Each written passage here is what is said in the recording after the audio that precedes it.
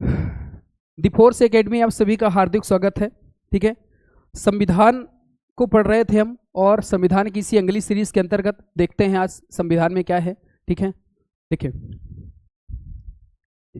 हाँ, आज क्या है संविधान की प्रमुख विशेषताएं। ठीक है, तो संविधान की विशेषताओं के पहले आप समझें कि जो भारतीय संविधान है विश्व का सबसे बड़ा संविधान है। 3-4 बातें आप याद रखेंगे। पहली जो बात है कि भारतीय संविधान जो है विश्व का सबसे बड़ा लिखित संविधान है। हमारा जो संविधान है लिखित संविधान है। दूसरी बात, ब्रिटेन का संविधान कैसा संविधान है? अलिखित संविधान है। तीसरी बात यह है कि जर्मनी के संविधान का नाम है वाइमर संविधान। हमारे भारतीय संविधान जो है विश्व का सबसे बड़ा लिखित संविधान है। उसका कारण ये है कि भारतीय संविधान में 22 भाग हैं, 12 अनुसूचियां हैं और 395 अनुच्छेद थे पहले। आज 445 से ऊपर हमारे भारतीय संविधान में आर्टिकल हो गए हैं। ठीक है, तो देखते हैं भारतीय संविधान की क्या क्या विशेषताएं हैं। ठीक है, आइए स्लाइड के माध्यम से समझने का प्रयास करते हैं। तो संविधान की प्रमुख विशेषताओं में क्या है? भारतीय संविधान केवल एक संविधान नहीं वरन देश की संवैधानिक और प्रशासनिक पद्धति के महत्वपूर्ण पहलुओं से संबंधित एक विस्तृत वैज्ञानिक संहिता भी है। ठीक है, एक विस्तृत वैज्ञानिक संहिता भी है। देखें, भारत का संविधान अनेक दृष्टियों से एक अनुपम और व्यापक संविधान है। भारतीय संविधान में अनेक ऐसे विशिष्ट लक्षण हैं जो इसे विश्व के अन्य संविधानों से पृथक पहचान प्रदान करवाते हैं। ठीक है, देखिए कौन कौन से हैं लक्षण। यहाँ प्रमुख विशेषताओं का अर्थ मूल संरचना से है। मूल संरचना संविधान के वे उपबंध हैं जिनका संशोधन नहीं किया जा सकता है।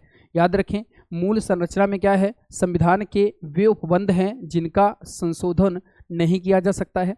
यह सिद्धांत केशवानंद भारती बनाम केरल राज्य 1973, याद रखें ये जो केशवानंद भारतीवाद केरल राज्य है ये 1973 में आया था। आज तक सबसे ज़्यादा जो जजों की पीठ थी वो इसी संविधान पे बैठी हुई थी। 13 न्यायाधीशों ने फैसला दिया था, 13 न्यायाधीशों का फैसला आया था। ठीक है, तो केशवानंद भारती बनाम केरल राज्य जो था, याद रखें जो केशवानंद भारती बनाम केरल राज्य हैं, तो केशवानंद भारती एक व्यक्ति थे और ये केरल के मठाधीश थे। और भारत सरकार ने क्या किया था? 1951 के आसपास क्या है भूमि पहला संविधान संशोधन हुआ था। और 1951 में जो पहला संविधान संशोधन हुआ था और जो पहला संविधान संशोधन था वो भूमि अधिग्रहण से संबंधित था। मतलब भारत सरकार सबकी भूमि ले रही थी। तो केशवानंद भारती ये केरल के एक मठाधीश थे, तो पूरी की पूरी केरल की जमीन चली गई थी, जो मठ की जमीन थी। तो इन्होंने कर दिया था केस कि हमारी पूरी जमीन चली गई। तो हालांकि केशवानंद भारतीवाद केस लड़े, ठीक है, लेकिन जीत नहीं पाए थे। केस सरकार के पक्ष में फैसला आ गया था। और केशवानंद भारती बनाम केरल राज्य ये फेमस इसलिए हुए थे। याद रखें कि 13 न्यायाधीश, आज तक किसी भी केस की सुनवाई करने के लिए 5 न्यायाधीश, कम से कम 5 न्यायाधीश होते हैं। ठीक है, 5 फिर धीरे धीरे न्यायाधीशों की पीठ बढ़ती रहती है। याद रखें आज तक जो सबसे ज़्यादा न्यायाधीश बैठे हुए हैं किसी केस की सुनवाई करने के लिए, तो वो था केशवानंद भारती बनाम केरल राज्य 1973 का मामला। तो प्रश्न कई बार आता है कि कौन सा ऐसा मामला था जो सबसे ज़्यादा जजों की पीठ बैठी थी जिसमें, वो था केशवानंद भारती बनाम केरल राज्य। और ये जो मामला था ये भूमि संशोधन से संबंधित था। और ये केशवानंद भारतीवाद ये केरल से संबंधित है। और ये आपके मठाधीश थे केरल राज्य में, उनके क्या थे? मठाधीश थे मंदिर के। ठीक है, तो याद रखें में सुप्रीम कोर्ट की 13 सदस्यीय, ये लिखा हुआ है 13 सदस्यीय संविधान पीठ द्वारा दिया गया था। इसके अनुसार संसद द्वारा किसी भी स्थिति में संविधान की मूलभूत संरचना में बदलाव नहीं किया जा सकता है। ठीक है, जो मूलभूत संरचना है उसमें आप बदलाव नहीं कर सकते हैं। ऐसा हुआ था कि बदलाव किया जा सकता है लेकिन आपका ऐसा बदलाव मान्य नहीं होगा जो आपका संविधान की मूल भावना को ठेस पहुंचाए। मतलब आप संविधान में संशोधन तो कर सकते हो लेकिन ऐसा संविधान संशोधन नहीं किया जा सकता है जो संविधान की मूल भावना ही बदल दे। ठीक है, देखो अब अगला क्या है? 42वां संवैधानिक संशोधन 1976 संविधान में अब तक का सबसे व्यापक संशोधन है। इसे लघु या मिनी संविधान कहा जाता है। ये एग्जाम में कई बार प्रश्न आया है, याद रखो जो 42वां संविधान संशोधन है इसे मिनी संविधान या मिनी कॉन्स्टिट्यूशन कहा जाता है। ये एग्जाम में 1000 बार पूछा गया है। और जो 42वां संविधान संशोधन है ये कब किया गया था? 1976 में किया गया था। ठीक है, याद रखो अगर आपसे कभी भी जोड़ने की कोई चीज़ पूछ रहा है और आपको नहीं बन रहा है तो याद रखें 42वां संविधान संशोधन अधिनियम के तहत हमने बहुत सारी चीज़ों को जोड़ा है और हटाने की अगर बात करें तो याद रखो, हटाने की अगर बात करें कि हटाया और आपसे नहीं बन रहा है, तो 44वां संविधान संशोधन अधिनियम 1978 के द्वारा बहुत सारी बातों को संविधान से क्या है, हटाया गया है। तो यदि जोड़ने की बात कह रहा है और आपसे ऑप्शन में आपको याद नहीं आ रहा है तो लगभग याद रखो 42वां लगा दोगे, लगभग सही हो जाएगा, ठीक है, क्योंकि 42वां संविधान संशोधन के तहत बहुत सारी बातों को जोड़ा गया है और 44वां संविधान संशोधन अधिनियम 1978 के तहत बहुत सारी बातों को क्या किया गया है, हटाया गया है। तो एग्जाम में कई बार प्रश्न आता है कि लघु संविधान किसे कहा जाता है, वो है 42वां संविधान संशोधन, ठीक है। अगली बात देखें, अब देखें भारतीय संविधान की विशेषताओं में लिखित और विशाल संविधान। याद रखो पहले ही बात मैंने बताई कि भारत का जो संविधान है कैसा संविधान है, लिखित संविधान है, और कैसा संविधान है, विशाल संविधान है, ठीक है। इसमें क्या है, भारतीय संविधान विश्व के सभी लिखित संविधानों में सबसे विशाल है। भारत के मूल संविधान में कुल 395 आर्टिकल, 395 अनुच्छेद थे, 22 भाग थे और 8 अनुसूचियां थीं। याद रखें शुरुआती संविधान में 8 अनुसूचियां थीं। वर्तमान में अगर अनुसूचियों की बात करें तो वर्तमान में अनुसूचियां कितनी हो गई हैं, 12 हो गई हैं। अगर करंट की बात करें, प्रश्न आएगा कि शुरुआती भारतीय संविधान में कितनी अनुसूचियां थीं, तो शुरुआती भारतीय संविधान में 8 अनुसूचियां थीं। वर्तमान में संविधान में कितनी अनुसूचियां हो गई हैं, तो वर्तमान में संविधान में 12 अनुसूचियां हो गई हैं। पहले कितनी थी, 8 रही हैं, ठीक है। देखिए वर्तमान में इसमें एक प्रस्तावना, ठीक है, वर्तमान में संविधान में क्या क्या है भाई, एक प्रस्तावना हो गई है, 22 भाग हो गए हैं और लगभग 470 के करीब क्या हो गए हैं, आर्टिकल हो गए हैं, ठीक है। और अनुसूचियां कितनी हो गई हैं, 12 अनुसूचियां हो गई हैं, ठीक है। तो ये बात याद रखें कि वर्तमान भारतीय संविधान में क्या क्या है, एक प्रियम्बल है, 22 भाग है, लगभग 470 आर्टिकल है और आपका क्या है, 12 अनुसूचियां हैं भारतीय संविधान में, ठीक है। अगला देखें तो आपसे पूछेगा कि शुरुआती में क्या थे और वर्तमान में क्या है। अगला देखें, भारतीय संविधान के अत्यधिक विशाल होने के अनेक कारण हैं। जैसे अब भाई भारतीय संविधान बड़ा संविधान क्यों है, इसके बहुत सारे कारण हैं। जैसे पहला रीजन दिखाया गया है, केंद्र और राज्यों के लिए एक ही संविधान। मतलब देखें देश में क्या है, जैसे अमेरिका का संविधान विश्व का सबसे छोटा संविधान है, अमेरिका का संविधान विश्व का सबसे छोटा भी है और विश्व आपका क्या है, उसका कारण ये है मात्र 7 आर्टिकल है अमेरिका के संविधान में। उसका रीजन ये है कि केंद्र के लिए अलग संविधान है अमेरिका में और राज्यों के लिए अलग संविधान है। लेकिन हमारे भारत में क्या है, केंद्र का भी संविधान उसी में है और राज्यों का संविधान भी उसी में है। इस वजह से संविधान क्या हो गया है, विशाल हो गया है। तो पहला रीजन क्या है, केंद्र और राज्यों के लिए एक ही संविधान का होना, जबकि अमेरिका में केंद्र और राज्यों के लिए पृथक पृथक संविधान है। तो अमेरिका का संविधान, अमेरिका के संविधान में याद रखें ये विश्व का सबसे पहले लिखा गया संविधान है, सबसे पहले का संविधान है, या मैं कहूँगा सबसे पुराना संविधान किस देश का है, अमेरिका का है। और याद रखो मात्र इसमें 7 आर्टिकल हैं, मात्र 7 आर्टिकल हैं इसमें, ठीक है। और अमेरिका का जो संविधान है उसमें केंद्र के लिए अलग संविधान बनाया गया है और राज्यों के लिए क्या है, अलग संविधान है। इस वजह से वो छोटा भी है। तो याद रखें विश्व का सबसे छोटा संविधान भी किसका है, अमेरिका का संविधान है, ठीक है, विश्व का सबसे छोटा भी है।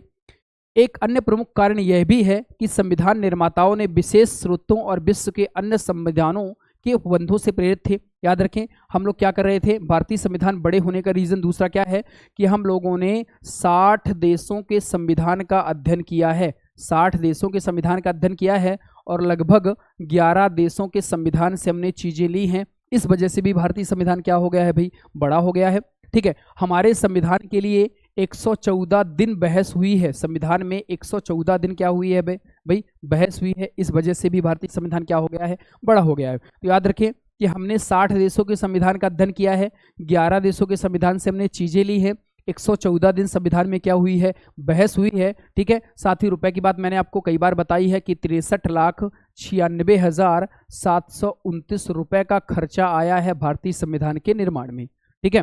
और टाइम पीरियड भी मैंने आपको बताया है कि 2 वर्ष 11 माह और 18 दिन का समय लगा है, ठीक है। तो संविधान में 60 देशों के संविधान से का अध्ययन किया, 11 देशों के संविधान से चीजें ली, 114 दिन बहस हुई है और 63,96,729 रुपए का खर्चा आया है और 2 वर्ष 11 माह 18 दिन में भारतीय संविधान क्या हुआ है, बना है, ठीक है। तो याद रखो विश्व के संविधान का हम अध्ययन कर रहे थे, इस वजह से भी भारतीय संविधान क्या हो गया है भाई, बड़ा हो गया है। अब देखें अगला क्या है भाई, संविधान के विभिन्न स्रोत। अब यहाँ से बहुत महत्वपूर्ण बात है, संविधान के स्रोत ये 100% एग्जाम में आते हैं, ठीक है। अब संविधान के स्रोतों में देखेंगे कि हमने किस देश से किसका क्या क्या चीज़ें ली हैं। पूछेगा आपसे कि अमेरिका के संविधान से हमने क्या लिया है, कनाडा के संविधान से हमने क्या लिया है। तो देखें जो पहला देश है, ठीक है, अब देखें सबसे बड़ी चीज़ क्या है, भारत शासन अधिनियम 1935 अंग्रेजों के द्वारा बनाया गया था ये भारत शासन अधिनियम 1935। तो पहला प्रश्न पूछा जाएगा कि संविधान का सबसे बड़ा स्रोत क्या है। तो याद रखें जो भारत शासन अधिनियम है ये भारतीय संविधान का सबसे बड़ा स्रोत है। भारतीय संविधान का सबसे बड़ा क्या है, स्रोत। बहुत महत्वपूर्ण प्रश्न है, पूछा जाता है कि भारतीय संविधान का सबसे बड़ा स्रोत क्या है। तो भारतीय संविधान का सबसे बड़ा स्रोत है भाई भारत शासन अधिनियम 1935। ठीक है, जो वर्तमान भारतीय संविधान था, जब हम शुरुआत में जो मूल भारतीय संविधान था, मूल भारतीय संविधान में 395 अनुच्छेद थे। मूल भारतीय संविधान में कितने आर्टिकल थे, 395। और इन 395 आर्टिकलों में हमने 250 आर्टिकल या तो ज्यों के त्यों उतार लिए थे या थोड़ा बहुत कॉपी किया था। मतलब कहाँ से उतारा था हमने, भारत शासन अधिनियम 1935 थे।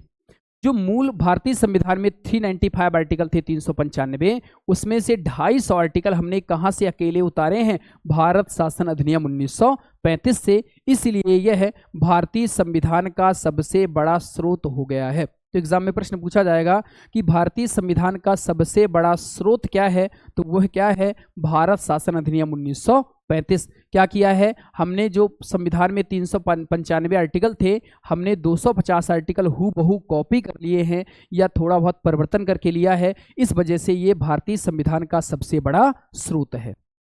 ठीक है कि नहीं। अब देखें कि क्या क्या लिया है हमने भारत शासन अधिनियम 1935 से। तो पहली जो बात है, हमने क्या लिया है भाई, संघीय तंत्र, संघीय तंत्र। दूसरा सबसे महत्वपूर्ण कौन सा है, राज्यपाल का कार्यालय। राज्यपाल जो गवर्नर का जो ऑफिस होता है, राज्यपाल का कार्यालय, ये हमने कहाँ से लिया है, भारत शासन अधिनियम 1935 से। तीसरा आप याद रखें, न्यायपालिका जो है, जो जुडिशरी है हमारी, वो भी हमने कहाँ से लिया है, भारत शासन अधिनियम। याद रखें मैंने केवल न्यायपालिका कहा है, न्यायपालिका की स्वतंत्रता नहीं कहा है। यदि मैं न्यायपालिका की स्वतंत्रता कह दूंगा तो वो हमने अमेरिका से लिया है। ठीक है, हमने केवल न्यायपालिका यानी जुडिशरी की बात की है। जो जुडिशरी होती है न्यायपालिका, तो न्यायपालिका का जो शब्दावली है वो हमने कहाँ से ली है भाई, आपका भारत शासन अधिनियम 1935 से। अगला क्या है, लोक सेवा आयोग। जो लोक सेवा आयोग है, पब्लिक सर्विस कमीशन, तो जो लोक सेवा आयोग है ये भी हमने कहाँ से लिया है, भारत शासन अधिनियम 1935 से। और याद रखो प्रशासनिक विवरण, जो एडमिनिस्ट्रेशन विवरण होता है, वो भी हमने कहाँ से लिया है, भारत शासन अधिनियम 1935 से। ठीक है, तो अगला देखें तो पिछली स्लाइड में हमने बताया कि भारत शासन अधिनियम 1935 से क्या क्या चीजें ली हैं। अगला जो है, अगले देश का नाम क्या है भाई, ब्रिटेन का संविधान। अब ब्रिटेन के संविधान से क्या क्या लिया हमने, ठीक है, तो देखो याद रखो ब्रिटेन। तो ब्रिटेन से पहले हमने लिया है भाई संसदीय शासन पद्धति। जो संसदीय शासन पद्धति है ये हमने ब्रिटेन से ली है। दूसरा, इन शब्दावली के हम अर्थ आगे देखेंगे, भारतीय संविधान जब आगे हम समझेंगे तो इन शब्दावलियों के अर्थ आपको समझ में आएंगे। ठीक है, दूसरा हमने क्या लिया भाई, विधि का शासन। जो है विधि का शासन, आर्टिकल 14 जो है विधि के समक्ष समता और विधियों का समान संरक्षण कहता है। तो विधि के शासन जो है, याद रखो ये विधि का शासन हमने ब्रिटेन से लिया है। और विधि का शासन ब्रिटेन में कहाँ से लिया है, डाइसी के संविधान से। ठीक है, ब्रिटेन में एक व्यक्ति था डाइसी, और डाइसी ने जो संविधान लिखा था, तो डाइसी के संविधान से हमने विधि का शासन लिया है। डाइसी के संविधान से हमने क्या शासन लिया है, विधि का शासन। और ये डाइसी कहाँ का व्यक्ति था, ब्रिटेन का व्यक्ति था। ठीक है, तो याद रखो हमने दूसरी बात क्या लिया है, विधि का शासन लिया है। तीसरा याद रखो एकल नागरिकता, सिंगल सिटीजनशिप जो है, ये भी हमने कहाँ से लिया है भाई, आपका ने कहाँ से लिया है, ब्रिटेन से लिया है। बहुत महत्वपूर्ण है, जो भारत के लोग हैं वो केवल भारत के नागरिक है, हमें राज्य संबंधी नागरिकता प्राप्त नहीं होती है। जब हमसे नेसेसरी के बारे में पूछा जाता है तो हम बताते हैं कि हम लोग भारतीय हैं। कोई व्यक्ति ये नहीं कहेगा कि मैं हिमाचल प्रदेश का हूँ या मध्य प्रदेश का नागरिक हूँ। क्यों? क्योंकि भारत में एकल नागरिकता है, सिंगल सिटीजनशिप है। हम लोग केवल, हमें देश की नागरिकता मिलती है, राज्य संबंधी कोई भी नागरिकता प्राप्त नहीं होती है। तो हम लोग एकल नागरिक हैं। ब्रिटेन के लोग को भी एकल नागरिकता मिलती है, मतलब देश की नागरिकता मिलती है। जबकि अमेरिका में आप देखेंगे तो अमेरिका में दोहरी नागरिकता है। जो अमेरिका के लोग होते हैं वो राज्य के भी नागरिक होते हैं और देश के भी नागरिक होते हैं। जबकि जो भारत के लोग हैं वो केवल देश के नागरिक होते हैं, राज्य संबंधी कोई नागरिकता प्राप्त तो नहीं होती है। तो याद रखो, प्रश्न कई बार आता है कि कहाँ के लोगों को दोहरी नागरिकता है, तो जो अमेरिका है, अमेरिका के लोगों को कहाँ कैसी नागरिकता है, दोहरी नागरिकता है। जो अमेरिका के लोग होते हैं आपका वो राज्य संबंधी नागरिकता भी मिलती है उनको और देश संबंधी नागरिकता भी मिलती है। जबकि भारत में कैसी नागरिकता है भाई, एकल नागरिकता है, जो हमने कहाँ से लिया है भाई, ब्रिटेन से लिया है। ठीक है, बात याद रखें। अगला जो मंत्रिमंडल है, तो मंत्रिमंडल में आपका जो मंत्रिमंडल प्रणाली जो है, कैबिनेट प्रणाली, वो भी हमने कहाँ से लिया है, ब्रिटेन से लिया है। संसदीय विशेषाधिकार, द्विसदनीय प्रणाली, संसदीय विशेषाधिकार जो है, ठीक है, द्विसदनीय प्रणाली, जैसे हमें 2 सदन होते हैं, लोकसभा, राज्यसभा, विधानसभा, विधान परिषद। तो जो हमारी द्विसदनीय व्यवस्था है, जो संसद और राज्य विधानमंडल में 2 सदन होते हैं, जैसे लोकसभा होता है, राज्यसभा होता है, ठीक है, इसी तरह राज्यों में विधानसभा होती है, विधान परिषद होती है। तो ये जो द्विसदनीय प्रणाली है, ये भी हमने कहाँ से लिया है, ब्रिटेन से लिया है। अगला रिट जारी करने का जो अधिकार है, ये भी हमने कहाँ से लिया है, आपका ब्रिटेन से लिया है। ठीक है, हाँ, तो ये सारी बातें हमने ब्रिटेन से लिया है। ठीक है, अगला देखें। ठीक है, अब देखें एक बात और पीछे देख थोड़ा देर करें।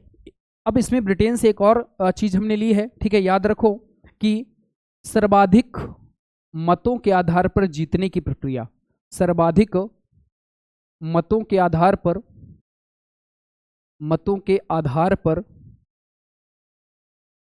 पर जीतने की प्रक्रिया, जीतने की प्रक्रिया, जो सबसे ज्यादा वोट पाता है वही चुनाव में विजेता माना जाता है। ये भी हमने कहाँ से लिया है भाई, ब्रिटेन से लिया है। देखें अब याद कैसे होगा। ठीक है, ब्रिटेन में एक शब्द जुड़ा हुआ है, ब्रिटेन में एक शब्द जुड़ा हुआ है, ट्रेन। ठीक है, ब्रिटेन में एक शब्द जुड़ा हुआ है, ट्रेन। तो याद रखो, ट्रेन, ट्रेन में एक एक करके चढ़ना है, इस वजह से एकल नागरिकता। ठीक है, ट्रेन में एक एक करके चढ़ो, इस वजह से एकल नागरिकता। अब यदि ट्रेन में बहुत सारे लोग चढ़ कर के आएंगे तो क्या है, बहुत सारे लोग आएंगे तो सर्वाधिक मत हो जाएंगे और सर्वाधिक मतों के आधार पर लोग क्या हो जाएंगे, जीत जाएंगे। तो याद रखो, सर्वाधिक मतों के आधार पर जीतने की प्रक्रिया। ठीक है, सर्वाधिक मतों के आधार पर क्या है भाई, जीतने की प्रक्रिया।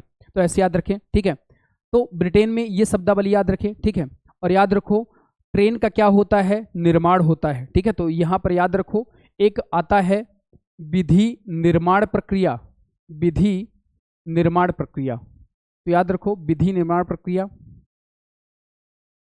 ठीक है, और एक शब्दावली होती है विधि द्वारा स्थापित प्रक्रिया, विधि द्वारा स्थापित प्रक्रिया, स्थापित प्रक्रिया। ये दोनों शब्दावलियां अलग अलग हैं, मेरी बात ध्यान से सुनना। ठीक है, जो विधि निर्माण प्रक्रिया है ये हमने लिया है भाई ब्रिटेन से। विधि निर्माण प्रक्रिया कहाँ से लिया है भाई, ब्रिटेन से। और विधि द्वारा स्थापित प्रक्रिया जो है ये हमने लिया है जापान से। विधि द्वारा स्थापित प्रक्रिया कहाँ से लिया है भाई, जापान से। शब्दावलियां दोनों अलग अलग हैं, एग्जाम में दोनों शब्दावलियां पूछी जाती हैं कि प्रश्न आएगा कि विधि निर्माण प्रक्रिया कहाँ से लिए हो, तो बताना पड़ेगा आपको कि वो ब्रिटेन से लिए हैं। और यदि आपसे पूछेगा विधि द्वारा स्थापित प्रक्रिया तो कहाँ से लिए हैं हम, जापान से लिए हैं। शब्दावलियां दोनों अलग अलग हैं। तो याद रखो, कैसे याद होगा, विधि ट्रेन का क्या होता है, ट्रेन का क्या होता है, निर्माण होता है, अतः विधि निर्माण प्रक्रिया। ठीक है, और आपका जापान में क्या है, पान, पान को याद रखो लौंग इलायची लगा के स्थापित कर देते हैं, अतः इसमें क्या है, विधि द्वारा स्थापित प्रक्रिया। ठीक है, तो ऐसे याद रखो। ट्रेन, मैंने कहा ट्रेन में क्या होगा भाई, सर्वाधिक लोग आ जाएंगे, अतः सर्वाधिक मतों के आधार पर जीत जाओगे। एक एक करके ट्रेन में चढ़ना है, अतः एकल नागरिकता। तीसरा मैंने कहा ट्रेन का निर्माण होता है, तो विधि निर्माण प्रक्रिया, ये भी हमने कहाँ से लिया है, ब्रिटेन से। और आपसे कहे विधि द्वारा स्थापित, तो स्थापित की बात करें तो स्थापित किसको करना है, पान को, मतलब जापान। ठीक है, तो ये दोनों शब्दावली याद रखो, एग्जाम में कई बार पूछी जाती है। अगला देखें, अगले देश का जो नाम है, हाँ, अगले देश का नाम है संयुक्त राज्य अमेरिका। बहुत महत्वपूर्ण है, संयुक्त राज्य अमेरिका से हमने क्या क्या चीजें ली हैं, ठीक है, जो एग्जाम में आता है।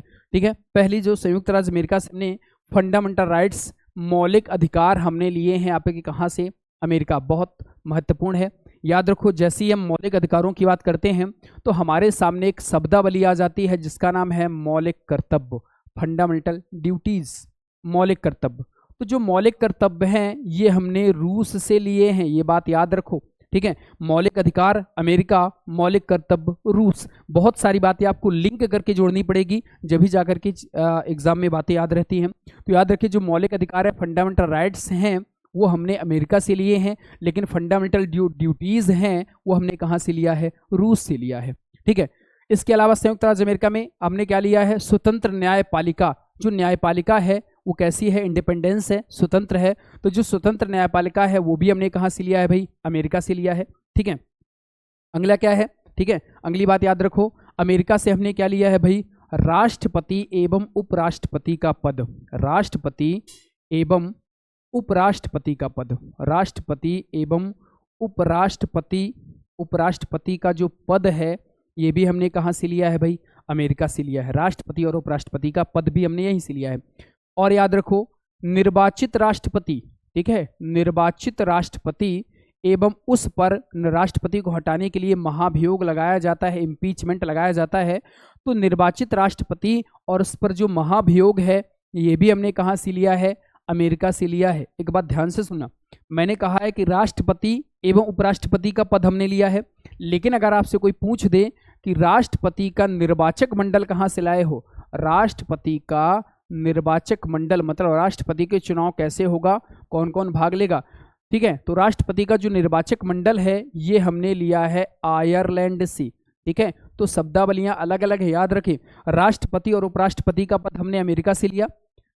दूसरा, राष्ट्रपति का चुनाव कैसे होगा ये हमने कहाँ से लिया, आयरलैंड से लिया। और जब राष्ट्रपति बन जाएगा यानी इलेक्टेड हो जाएगा, निर्वाचित हो जाएगा, तो निर्वाचित राष्ट्रपति पर को हटाने के लिए हम महाभियोग लगाते हैं, तो ये हमने कहाँ से लिया है, अमेरिका से लिया है। ठीक है, इन बातों को आप लिंक करके याद रखें, जब याद रह पाएगा। ठीक है, अगला देखो, अगला क्या है, न्यायिक समीक्षा। ठीक है, सुप्रीम कोर्ट और हाई कोर्ट अपने द्वारा दिए गए न्याय की समीक्षा करते हैं, दोबारा देखते हैं। तो जो न्यायिक समीक्षा है वो हमने कहाँ से लिया है भाई, अमेरिका से लिया है। तो न्यायिक समीक्षा और उच्च न्यायालय के न्यायाधीशों को पद से हटाना, उच्च न्यायालय के न्यायाधीशों को पद से हटाया जाता है। ठीक है, तो जो सुप्रीम कोर्ट के न्यायाधीशों को हम लोग पद से हटाते हैं, तो सुप्रीम कोर्ट के न्यायाधीशों को पदों से हटाए जाने की प्रक्रिया भी यहीं से लिया है। और याद रखो, उपराष्ट्रपति का पद मैंने बताया ही है। ठीक है, संविधान की सर्वोच्चता, जो भारत का संविधान है, भारत के संविधान में संविधान सर्वोच्च है। ठीक है, हमें कोई व्यक्ति सर्वोच्च नहीं, प्रश्न आता है कि सबसे सर्वोच्च कौन है, तो कोई पद सर्वोच्च नहीं है, सबसे सर्वोच्च कौन सा है, भारतीय संविधान सबसे बड़ा सर्वोच्च है। तो सर्वोच्चता जो है संविधान की सबसे ऊपर है, तो ये हमने कहाँ से लिया है भाई, संयुक्त राज्य अमेरिका से लिया है। ठीक है, तो ये बातें याद रखें आप, संयुक्त राज्य अमेरिका में। ठीक है, एक बात और, संयुक्त राज्य अमेरिका से हमने लिया है PIL, public interest litigation. Public interest litigation को हिंदी में कहा जाता है जनहित याचिका। ठीक है, पब्लिक इंटरेस्ट लिटिगेशन या हिंदी में इसको हम कहते हैं भाई जनहित याचिका। ठीक है, तो जनहित याचिका भी हमने कहाँ से लिया है भाई, अमेरिका से लिया है। तो PIL, पब्लिक इंटरेस्ट लिटिगेशन यानी जनहित याचिका जो है ये भी हमने कहाँ से लिया है, अमेरिका। तो अमेरिका में क्या क्या चीज ली है, पहली बात मैंने कहा राष्ट्रपति और उपराष्ट्रपति का पद। दूसरा हमने लिया है संविधान की सर्वोच्चता। तीसरा हमने लिया है सुप्रीम कोर्ट और हाई कोर्ट के न्यायाधीशों को हटाने की प्रक्रिया। ठीक है, चौथा हमने क्या लिया है, PIL, पब्लिक इंटरेस्ट लिटिगेशन, जनहित याचिका। पांचवा हमने लिया है भाई मौलिक अधिकार। ये हर एग्जाम में पूछा जाता है कि फंडामेंटल राइट्स कहाँ से लिए गए हैं। ठीक है, तो मौलिक अधिकार यहाँ से लिए गए हैं। राष्ट्रपति का चुनाव हमने यहाँ से कर, राष्ट्रपति का चुनाव कहाँ से लिया गया है, आयरलैंड से लिया गया है। लेकिन राष्ट्रपति को हटाएंगे ये कहाँ से लिया गया है, अमेरिका से लिया गया है। ठीक है, हाँ इतनी बात याद रखें। अगला देखें, अगला जो देश का नाम है वो है आयरलैंड। ठीक है, तो आयरलैंड के संविधान से हमने क्या क्या लिया है, तो पहला बहुत ही महत्वपूर्ण है DPSP, बहुत महत्वपूर्ण, 100% एग्जाम में आता है कि राज्य के नीति निर्देशक तत्व कहाँ से लिए गए हैं। तो याद रखो, ये जो DPSP है, DPSP हम इनको पढ़ेंगे directive principles of state policy. ठीक है, जो DPSP है directive principles of state policy यानी राज्य के नीति निर्देशक तत्व, ये हमने कहाँ से लिए हैं, आपका आयरलैंड से लिए हैं। देखो, जो नीति निर्देशक तत्व हम पढ़ेंगे कि भाग 4 जब पढ़ेंगे तो भाग 4 में आर्टिकल 36 से 51 तक DPSP की बात की गई है। ठीक है, तो ये हमने कहा किस देश से लिया है, आयरलैंड से लिया है। दूसरा, राष्ट्रपति के चुनाव की प्रक्रिया, मतलब राष्ट्रपति का इलेक्शन कैसे होगा, मैंने आपको अभी बताया कि राष्ट्रपति के चुनाव की जो प्रोसेस है वो हमने कहाँ से लिया है, आयरलैंड से लिया।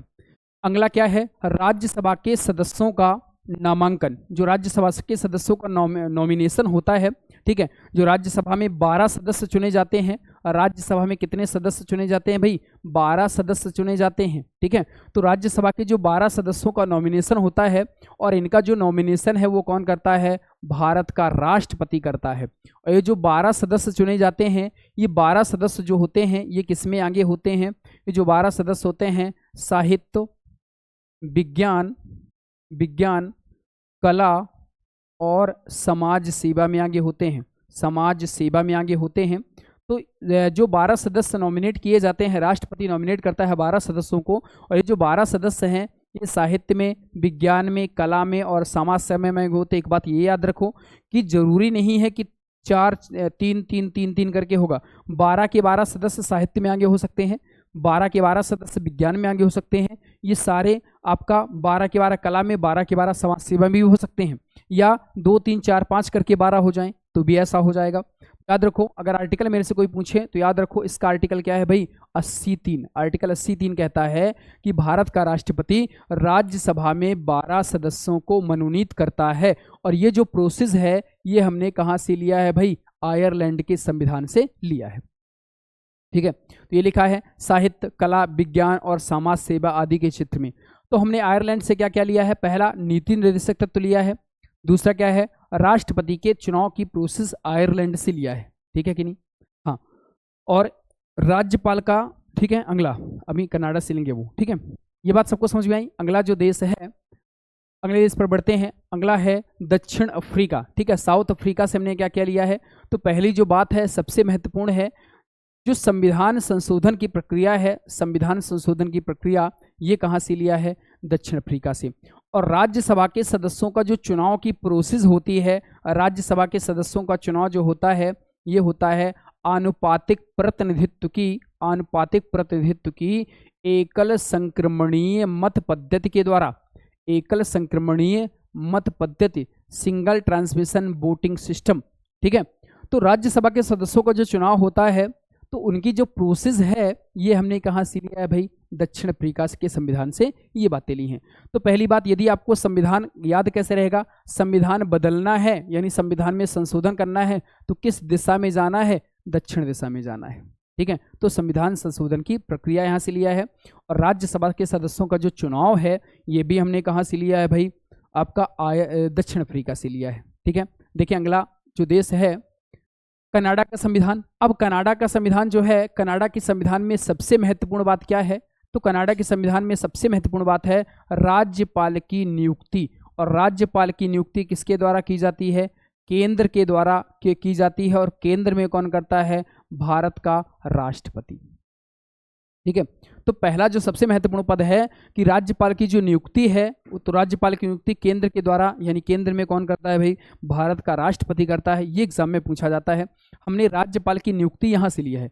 अगर मैं कहूँ राष्ट्रपति और उपराष्ट्रपति तो उनकी नियुक्ति हमने अमेरिका से लिया था, लेकिन यहाँ पर हम कह रहे हैं कि राज्यपाल की जो नियुक्ति है ये कहाँ से लिए हैं? कनाडा से। और यही है सबसे महत्वपूर्ण। तो केंद्र द्वारा राज्यों के राज्यपाल की नियुक्ति, ठीक है। अगला हमने क्या लिया है? सर्वोच्च न्यायालय का परामर्शी न्याय निर्णयन, मतलब सुप्रीम कोर्ट आपका सुप्रीम कोर्ट से क्या है? भारत का राष्ट्रपति क्या करता है? सलाह लेता है। सुप्रीम कोर्ट से भारत का राष्ट्रपति सलाह लेता है आर्टिकल 143 के तहत। हम पढ़ेंगे इसको। तो आर्टिकल 143 के तहत भारत का राष्ट्रपति सुप्रीम कोर्ट से सलाह लेता है। तो सुप्रीम कोर्ट से सलाह जो लेने की जो प्रोसेस है ये हमने कहाँ से लिया है? कनाडा से लिया है, ठीक है। तो प्रश्न आएगा कि सुप्रीम कोर्ट आपका परामर्श जो देता है भारत के राष्ट्रपति को, याद रखो धर्म संबंधी मामलों में आपको सुप्रीम कोर्ट परामर्श नहीं देता है।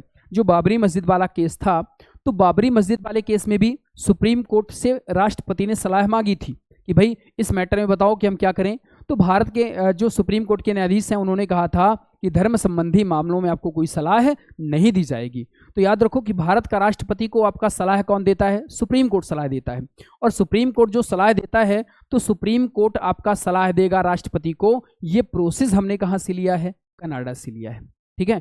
तो याद रखो पहली बात मैंने बताई राज्यपाल की नियुक्ति, दूसरी बात बताई सुप्रीम कोर्ट भारत के राष्ट्रपति को सलाह देता है, यानी सर्वोच्च न्यायालय का परामर्शदायी का अधिकार। ये कौन सा आर्टिकल है? 143 आर्टिकल के तहत सलाह देता है, अनुच्छेद 143। तीसरी बात क्या है भाई? शक्तिशाली केंद्र के साथ संघीय व्यवस्था, जो केंद्र है बहुत शक्तिशाली है, सारी की सारी शक्तियां सौंप दी गई हैं, तो शक्तिशाली केंद्र के साथ जो संघीय व्यवस्था है, ये भी हमने कहाँ से लिया है, कनाडा से लिया है। अगला, अवशिष्ट शक्तियों का केंद्र में निहित होना, जो भी अवशिष्ट शक्तियां हैं वो केंद्र सरकार के पास हैं, ठीक है, पढ़ेंगे हम, ठीक है, संघ सूची, राज्य सूची, समवर्ती सूची, और एक और होती है अवशिष्ट शक्तियां, ठीक है, अलग से। तो वो अवशिष्ट शक्तियां किसके पास हैं, केंद्र के पास, ये भी हमने कहाँ से लिया है, कनाडा से। ये जो शब्दावली है आपको जब आगे हम पढ़ेंगे संविधान को तो ये धीरे धीरे समझ में आएगी आपको, ठीक है। तो याद रखो, अगली बात हमने क्या है, अगला जो देश है, हाँ, अगला जो देश है ऑस्ट्रेलिया का संविधान। अब ऑस्ट्रेलिया के संविधान में सबसे महत्वपूर्ण बात क्या है, ठीक है, तो ऑस्ट्रेलिया के संविधान में ये बहुत महत्वपूर्ण है, संविधान के प्रस्तावना की भाषा, जो प्रस्तावना की लैंग्वेज है, प्रस्तावना की जो भाषा है, ये हमने कहाँ से लिया है, अमेरिका से लिया है। तो पहली सबसे महत्वपूर्ण बात क्या है भाई, संविधान के प्रस्तावना की भाषा हमने कहाँ से लिया है, अमेरिका, ऑस्ट्रेलिया से लिया है, ठीक है। तो ऑस्ट्रेलिया से हमने क्या लिया है, प्रस्तावना की भाषा। दूसरा याद रखो, समवर्ती सूची का प्रावधान, यानी कॉनकरेंट लिस्ट जो है, ठीक है, 3 सूचियां होती हैं, संघ सूची होती है, राज्य सूची होती है और समवर्ती सूची होती है। तो संघ सूची में केंद्र सरकार कानून बनाता है, राज्य सूची में राज्य सरकार कानून बनाता है, लेकिन समवर्ती सूची में केंद्र भी कानून बनाता है और राज्य भी कानून बनाता है। लेकिन याद रखो, विवाद की स्थिति में केंद्र सरकार के द्वारा बनाया गया कानून लागू माना जाता है। तो याद रखें, जो कॉन्करेंट लिस्ट का प्रावधान है, समवर्ती सूची का प्रावधान, वो हमने कहाँ से लिया है भाई, ऑस्ट्रेलिया से लिया है। अगला, केंद्र और राज्य के बीच जो संबंध है, जो रिलेशनशिप है, सेंटर और स्टेट के बीच में जो रिलेशनशिप है और जो उनमें पावर का डिवीजन किया गया है, शक्तियों का जो विभाजन किया गया है, ये भी हमने कहाँ से लिया है, ऑस्ट्रेलिया से लिया है। व्यापार, वाणिज्य और समागम की स्वतंत्रता, व्यापार, वाणिज्य और समागम की जो स्वतंत्रता है, व्यापार, वाणिज्य और समागम की जो स्वतंत्रता है, ये भी हमने कहाँ से लिया है भाई, ऑस्ट्रेलिया से लिया है। अगला, संसद के दोनों सदनों की संयुक्त बैठक, बहुत महत्वपूर्ण, ये ज्वाइंट सेशन जो है, ये 100% एग्जाम में आता है कि ज्वाइंट सेशन किस देश के संविधान से लिया गया है, ये लिया गया है ऑस्ट्रेलिया के संविधान से।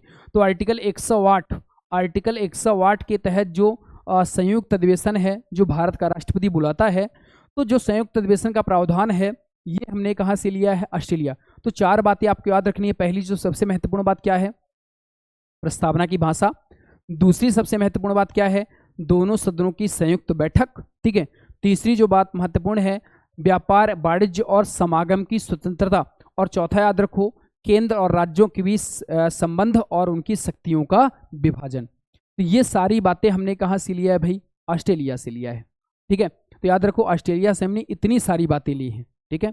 हाँ, अगला जो है, अगले देश का जो नाम है, ठीक है, अगले देश का जो नाम है, हाँ, जर्मनी। तो याद रखो, पहली जो बात है, जर्मनी के संविधान का नाम क्या है भाई, वाइमर संविधान। तो यही सबसे महत्वपूर्ण प्रश्न बनता है कि किस देश के संविधान का नाम वाइमर संविधान है। तो याद रखें, एकमात्र देश जर्मनी है जिसने अपने संविधान का नाम रखा है।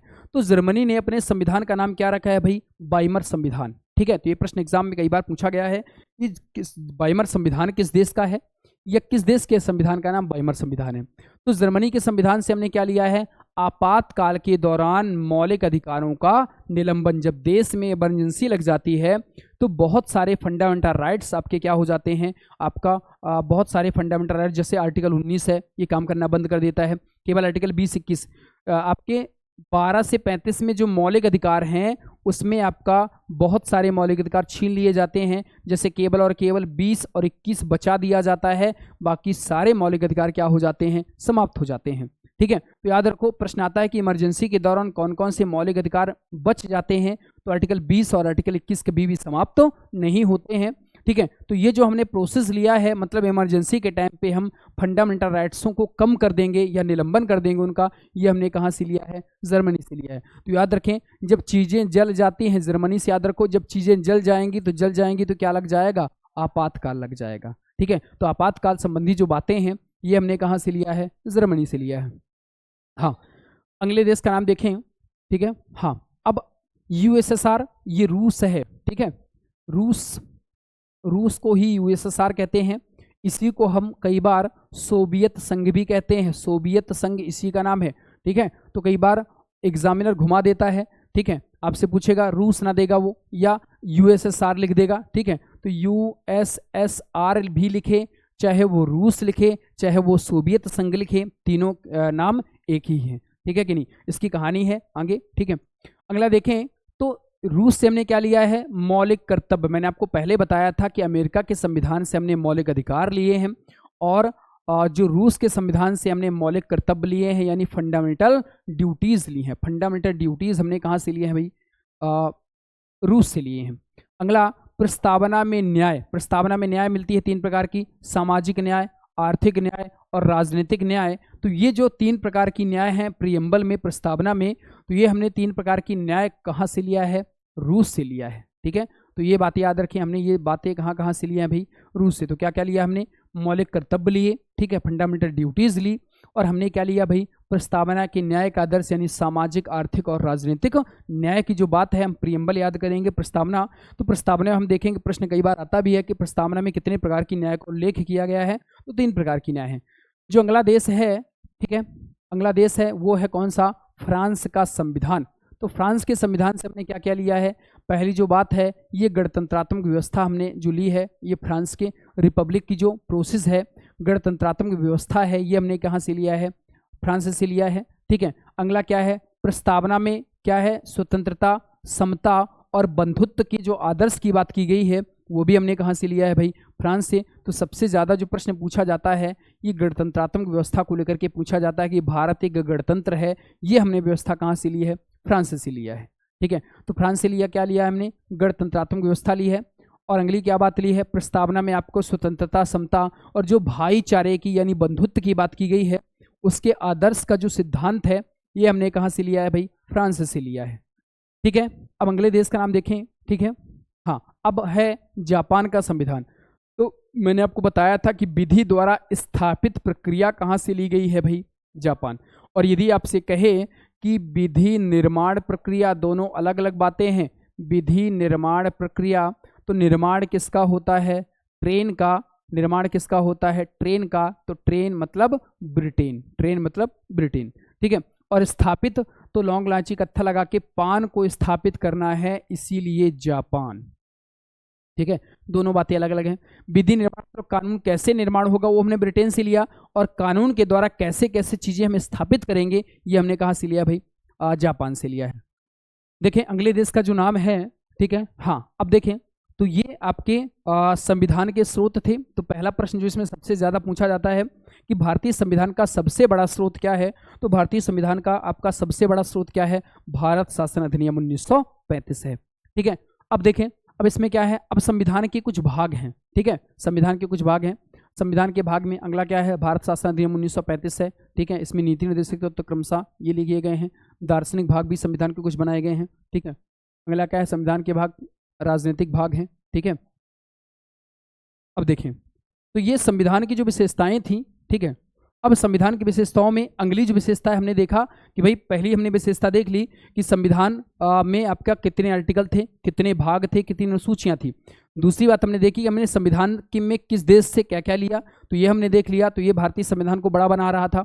तीसरा हम देख रहे हैं, और भारतीय संविधान क्यों बड़ा है, तो संविधान के भागों में देखें, संविधान का संरचनात्मक भाग जो है, अब संविधान का जो स्ट्रक्चर वाला भाग है, ये भाग क्या कहलाता है, ये भाग कहलाता है भारत शासन अधिनियम 1935। तो पहला प्रश्न पूछा जाएगा कि संविधान का संरचनात्मक भाग कौन सा है, तो स्ट्रक्चर जो वाला भाग है, मतलब हमने संविधान का स्ट्रक्चर कैसे बनाया है, संरचना हम कैसे रखेंगे संविधान की, ये हमने प्रोसेस कहाँ से लिया था, अंग्रेजों के भारत शासन अधिनियम 1935 थे। यही है भारतीय संविधान का सबसे बड़ा स्रोत। मैंने आपको बताया था कि भारतीय संविधान में हमने इस बात से 250 आर्टिकल ज्यों के त्यों उतारे हैं, 250 आर्टिकल हमने ज्यों के त्यों कॉपी किए हैं। दूसरी जो बात है, संविधान का एक दार्शनिक वाला भाग है। अब दार्शनिक वाला भाग जहां पर आप संविधान का दर्शन देख सकते हैं, तो दार्शनिक वाले भाग क्या क्या कहलाते हैं, ये कहलाता है मौलिक अधिकार, दार्शनिक भाग।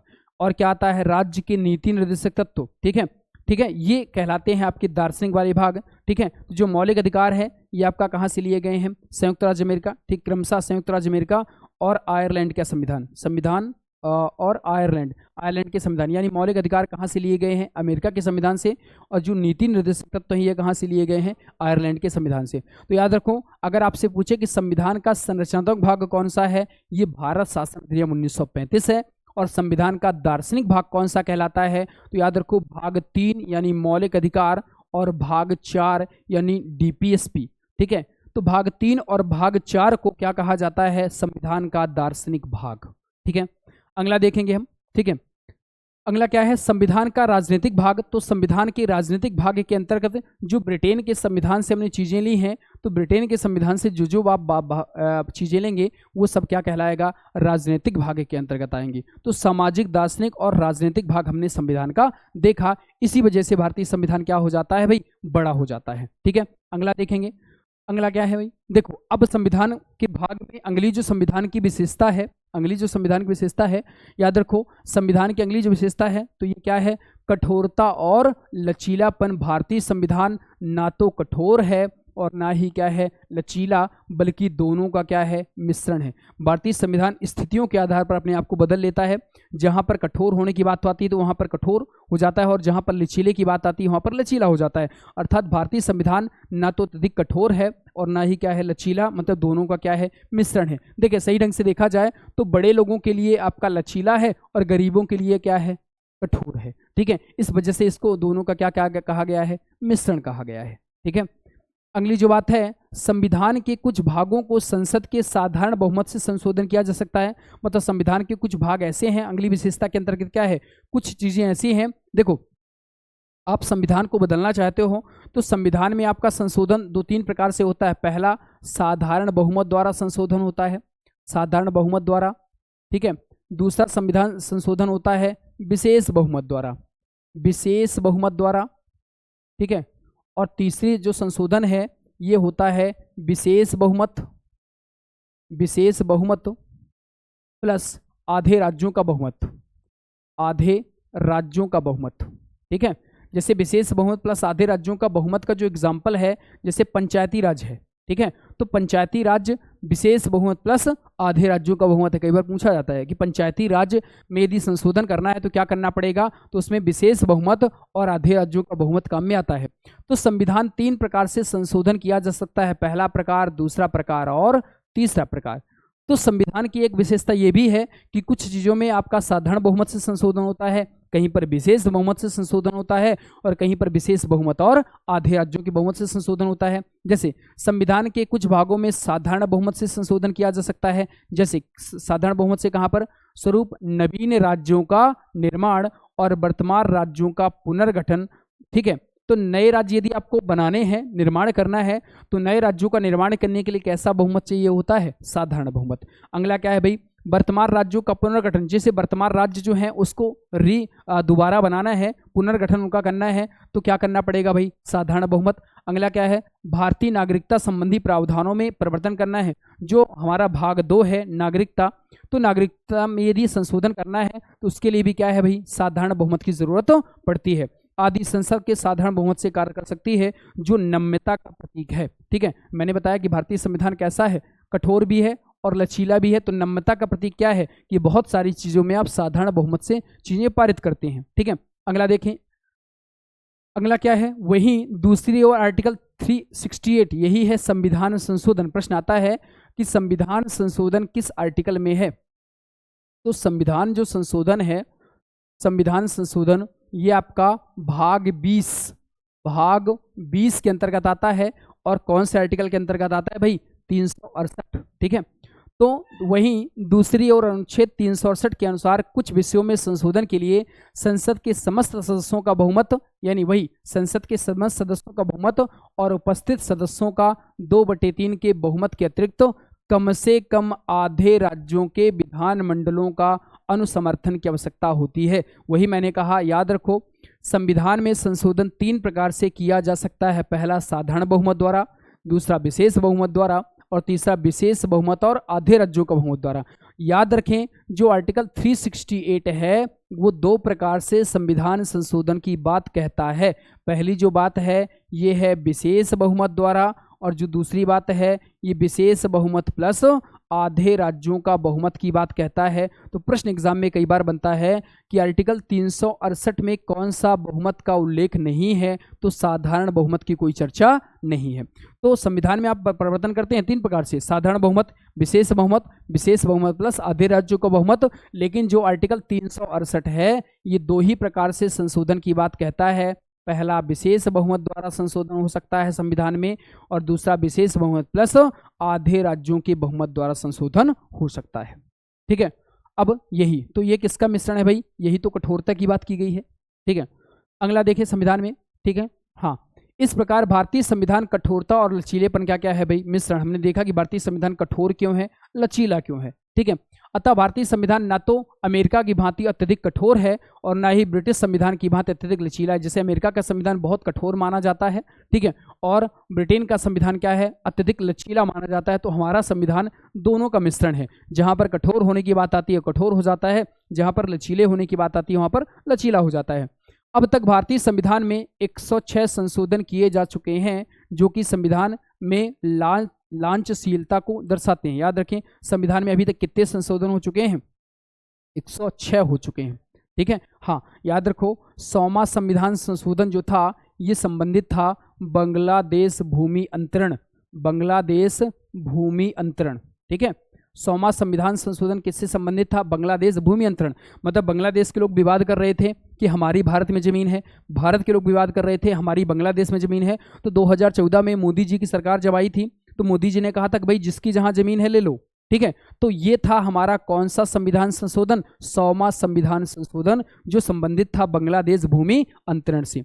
इसी तरह 101वां संविधान संशोधन जो जीएसटी से संबंधित था, 101वां संविधान संशोधन जो किससे संबंधित था भाई, जीएसटी। इसी तरह 103वां भी था शायद, ठीक है, 102 या 103वां संविधान संशोधन था जो जनरल वालों को 10% का रिजर्वेशन देता था, ईडब्ल्यूएस जिसको, ठीक है, ईडब्ल्यूएस जिसे कहा जाता था। तो लगभग 103वां ही था वो। ठीक है, तो 103वां इससे संबंधित था, 100वां बांग्लादेश से संबंधित था, और 101 नंबर का क्या था भाई, जीएसटी। ये एग्जाम में पूछे जाते हैं। ठीक है, तो याद रखो अभी तक कितने संशोधन हो चुके हैं भाई, 106 संशोधन किए जा चुके हैं। ये 2-3 संशोधन याद रखना एग्जाम में आते रहते हैं, बाकी हम संशोधन आगे पढ़ेंगे। अगला देखें संविधान में क्या है। ठीक है, हाँ, तो ये है संविधान की विशेषताएं। तो आज हमने देखा कि संविधान के स्रोत क्या थे, ठीक है, संविधान की क्या क्या विशेषताएं थी, संविधान कहाँ पर लचीला होता है और कहाँ पर कठोर होता है। आशा है कि आपको हमारा वीडियो समझ में आता होगा। ठीक है, यदि हमारा वीडियो आपको अच्छा लगता है तो हमारे वीडियो को लाइक, शेयर और हमारे चैनल को सब्सक्राइब जरूर करें। तो मिलते हैं इसी सीरीज में अगले वीडियो से, तब तक के लिए धन्यवाद।